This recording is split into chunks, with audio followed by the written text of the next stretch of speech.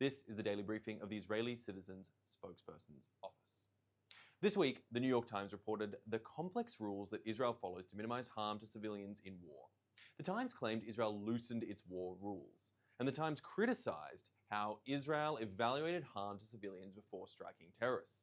The Times criticized how Israel warned civilians before striking terrorists. But that means that fighting in an all-out war, Israel still evaluated harm to civilians. Israel still warned civilians. And the Times actually proved just how hard Israel tries to limit harm to civilians while striking the murderers that hide behind them.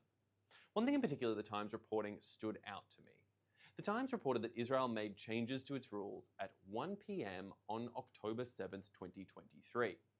Now, what was going on 1 p.m. on October 7th, 2023? Well, Hamas death squads were still in the middle of their rape and murder rampage across Israel.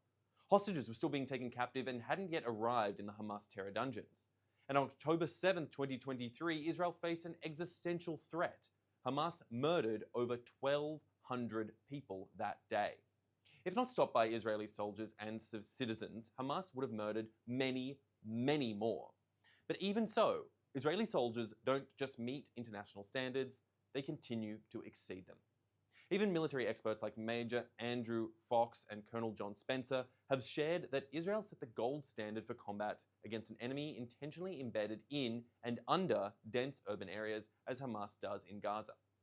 So I challenge you to find out what the civilian to combatant ratios were in other major urban wars of the 21st century, and to find a war in which they exceed the standards that have been set by Israel.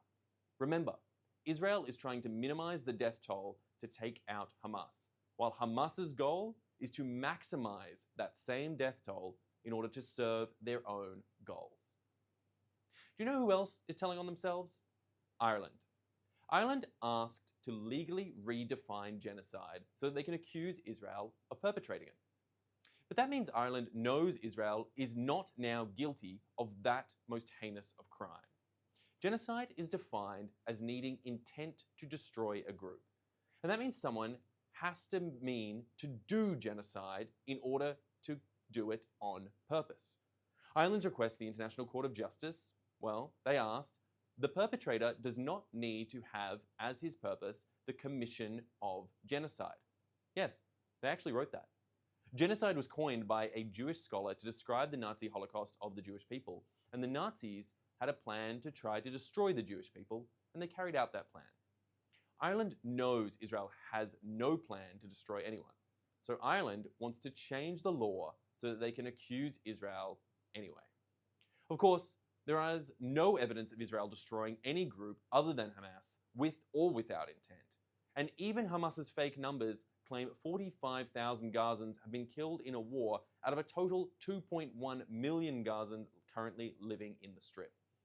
Now, even Hamas acknowledges that some, as yet undefined by them, portion of the dead are in fact Hamas combatants.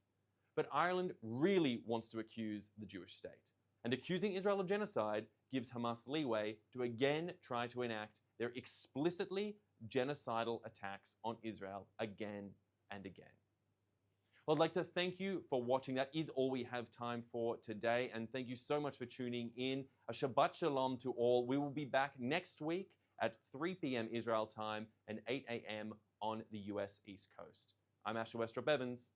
Thanks for watching.